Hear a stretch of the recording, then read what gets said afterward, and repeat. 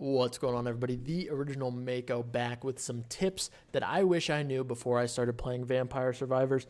This is going to be, very beginner-friendly tips. It's, nothing super exciting and super min-maxing, but it can help a lot of people who are, trying to get their first win or just want some more tips to help their runs go a little bit better in general. That being said, be sure you hit that subscribe button down below. Plenty of content coming to you guys soon. This game gets like weekly updates. The Witch Queen is out soon. Lost Ark, I'm in endgame content on. Elden Ring is coming out soon. There is a ton of stuff. You're not going to want to miss it. Hit that subscribe button. Tons of content. Also, check out the Twitch link down below.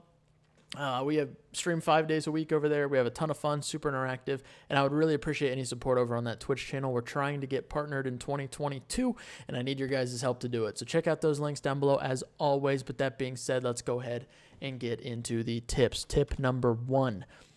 There are 46 achievements currently, and each achievement unlocks something new in the game. When you're starting out, you probably want to try to get that first win, get to that 30-minute mark as soon as possible. But I think it's way more important to worry about trying to get these things done first. Try to unlock everything that you can immediately. All the characters will cost money to unlock. But try to unlock all of this stuff, get all the achievements done as soon as possible. That way you have every single thing at your disposal for every single run, and you can mix it, match it, do whatever you need to, do whatever you want to help you get those wins and crazy runs. But it's going to be much easier if you have everything unlocked. And the biggest tip I can give for the first achievement I would go for, which it can't be your first, but try to get to level 20 in the Mad Forest. For reasons I will explain later down the line. But this achievement right here is a big one that I think is important for beginners to get. So that is tip number 1. Go for all of these achievements first. Try to get everything unlocked before you worry about getting that first win. All right, tip number 2. As you can see, I'm currently playing a run in the library, and I just want to show off that there is a ginormous difference when it comes to bosses versus normal enemies and how much damage they do. As you can see here, this giant mummy in the middle is a boss.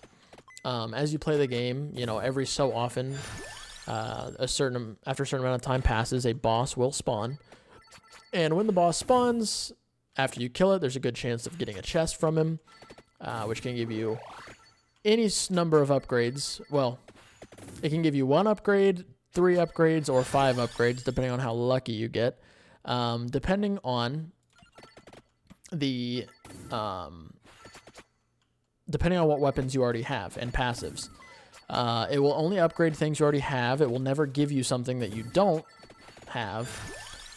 But the important thing that I want to show off here is look at my health bar as I run through these enemies. It's getting chipped down a little bit, but nothing too crazy, right? I can tank a lot of that. I can run through to get XP. I can do whatever I need to. Watch the boss. Pretty significant difference in the amount of damage dealt. Also, obviously, very tanky as well. But it's kind of important to know that because I had multiple runs early and after I realized that I could kind of just run through enemies to grab XP, I would run through normal enemies, and then there'd be a boss there, and I would try to run through that, and all of a sudden I have no health left, and I'm screwed. So if you're trying to get a lot of XP to get your build going quicker, you can run through these normal enemies, especially early game. As it gets later into the game, some enemies might hit a little bit harder, but you can run through them. Bosses are the biggest thing you have to watch out for. Always make sure you know where bosses are, and always make sure you stay away from them. They're slow, but they're tanky, and they hit like a bus. So, one of the biggest things is just watch out for those bosses. And that is tip number 2. So, tip number 3 and tip number 4 are joined into one tip, well, we're going to do it all in one take.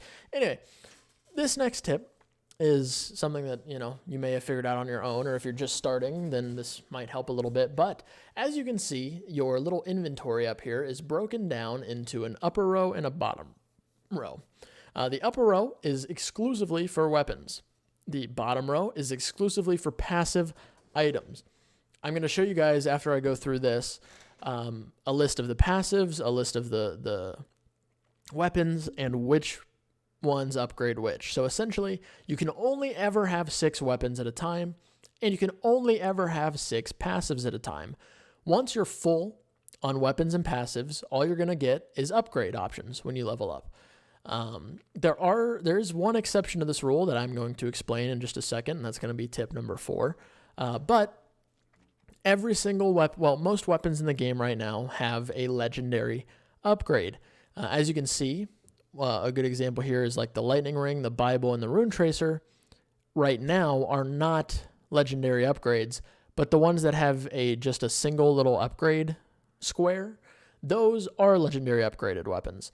To upgrade a weapon to legendary, you have to have the weapon, obviously, and then you have to have its corresponding passive item in your inventory.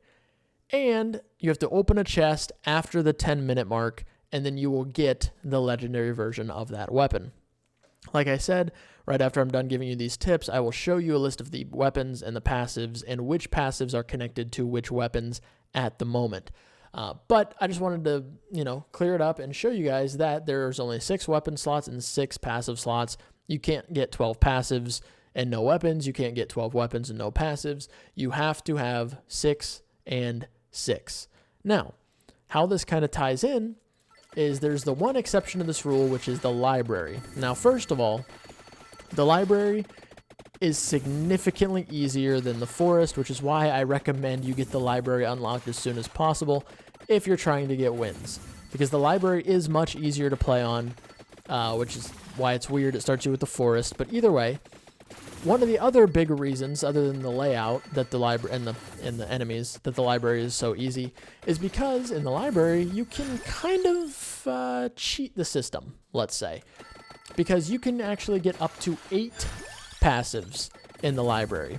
Now, that being said, your passives have to be in a specific order, kind of, and your 7th and 8th passives have to be the same 2 passives every time. But in the library, if you go to the left long enough, and it's luck-based, so this isn't guaranteed to happen every run. It could happen in some runs sooner than others, and in some runs it might happen super late.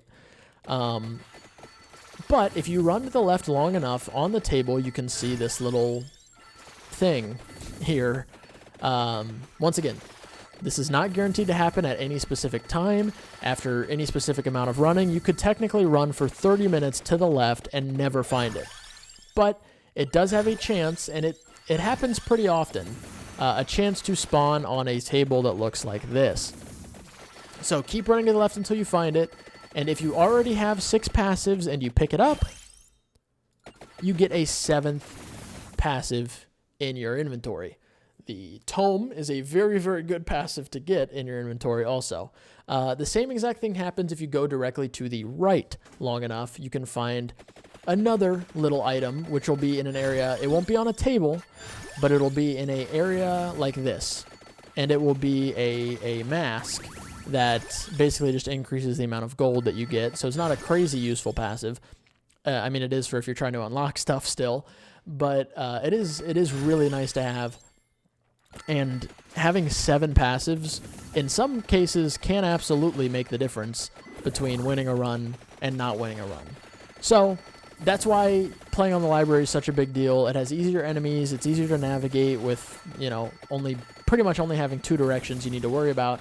And you can have up to 8 passives instead of the normal 6 passives. So just a little tip there for anybody who's playing, who's new. That one is actually very useful and helped me a lot when I first started. So hopefully that one will help you guys if you didn't know about it. But you can have up to 8 passives. And now I'll show you guys the list of weapons, passives, and what upgrades what. So I will see you guys there. Alrighty, so here we have a list of everything in the game.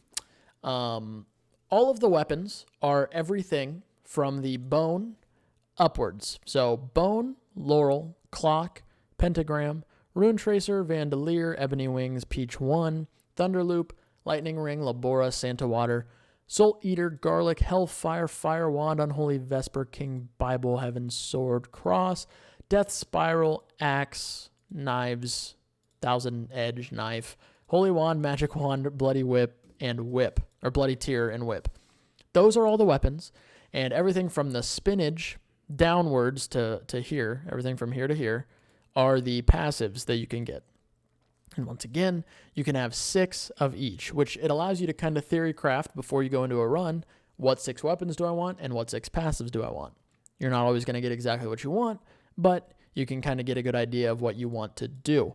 So what upgrades what? As you can see, there are a decent amount of upgrades here, but the whip upgrades into the Bloody Tear and can be upgraded with the Hollow Heart, which is the black heart. There it is. The Hollow Heart upgrades the whip. So in order to upgrade it, you have to have the Hollow Heart. For the wand, you have to have the tome. For the knife, you have to have the bracers right here. Knife, you have to have the bracers. For the axe, you have to have the candelabrador. Axe, candelabrador. Cross, you have to have the clover. Cross, clover, that one's easy. For the Bible, you have to have the spellbinder. Bible, spellbinder, that's the combo. For the Fire Wand, you have to have the spinach. Fire Wand, spinach. Fire Wand, spinach. For the garlic, you have to have the Pomarola to upgrade it. Garlic, Pomarola. For the Santa Water, you have to have the Attract Orb to upgrade it. Santa Water, Attract Orb. For the Lightning Ring, you have to have the Duplicator to upgrade it. Lightning Ring, Duplicator. And the last upgrade is a little bit different. To get this, which is the Legendary Bird, which is the best item in the game, you don't have to have any specific passive. What you do have to do, though, is get Bird 1 and Bird 2 and get them to level 8. Once you have both of the birds max upgraded in-game and you find a chest after 10 minutes, you will get the Vandalier, which is an insane weapon, and it combines the 2 birds into one, so it actually opens up a weapon slot for you.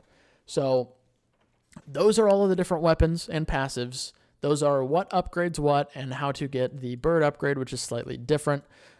Once again, you can only have 6 of each, but it allows you to kind of theory craft a little bit when looking at this entire sheet right here. And this will take us directly into the last and maybe most important tip that I'm going to be able to give you guys, which is what order should I upgrade my power-ups? And it is a very important thing to do. So I'm going to refund this and explain myself. Why is it so important? So we can look, reroll is 10,000, duplicators 5,000, the skips 1,000, revivals 10,000. There's a lot of different prices here and a lot of different tiers of usefulness. If you want to get the most out of your money, if you want to be as optimal as possible, start with the most expensive things first. Why? Well, when you upgrade something, once again, these two are both 10,000. So let's say we get reroll first. Upgraded. This is now 11,000. Every upgrade now costs more. So if you save the more expensive ones later, they are going to cost an absolute fortune. So you want to get those out of the way. That way you can do the least expensive ones later. Now, it'll get to a point where, let's say we're going through, all right, this is the next most expensive, and then pretty sure it's Duplicator. Skip is 1,300. Is anything else 1,300? Doesn't look like it, so we'll take the skip. And then, let's see, growth is 1,260. Cooldown is 1,260. So those are our next two. Well, is there any specific order we should upgrade these? Yes. Growth has more upgrades available to it, okay, than the tome does. So growth has 5 upgrades, the tome has 2. If you upgrade the tome first, then you're going to end up spending more money on growth than you need to, or just more money in general. So you want to do the one that has the most upgrades first. So first, if you're ranking them on list of importance, it's most expensive, and then the next thing you look at is how many upgrades there are, and you want to upgrade the one that has the most upgrades first. So next we would upgrade growth, fully upgrade, then the tome, and then from then on, you keep doing the same thing over and over until you have fully maxed out everything. Pretty sure 1260 is probably going to be next. Yep, and then 810. Okay, a lot of these are 810, so and they're all 2. Yep, every 810 one is 2, so those ones aren't a big deal. And then we have 740, 740, 740, 740. So all the ones that have the most first. And that is the most optimal way to upgrade your passive, or your power-ups, I should say. Obviously, you know, upgrading revival and reroll first, you're not going to get the most use out of it right away, as opposed to something like might or recovery or health or armor or any like a duplicator. But if you want to just get the most out of your money, that's the way to do it. So that's it. Those are all my tips. Those are some of the things I wish I would have known going into this game. Thank you guys for watching. I really appreciate it. Hopefully this helps some of you guys. Like I said, it's very beginner tips, nothing super crazy or advanced. But be sure to subscribe to the channel. Like I said, plenty of content coming soon. I really appreciate all the support. Comment down below if you're an advanced player, any other tips you have. But those are the ones that I came up with. So thank you guys for hanging out. I really do appreciate it. Hopefully you all have a wonderful rest of your day. Love each and every one of your faces, and I will catch you all in the next video.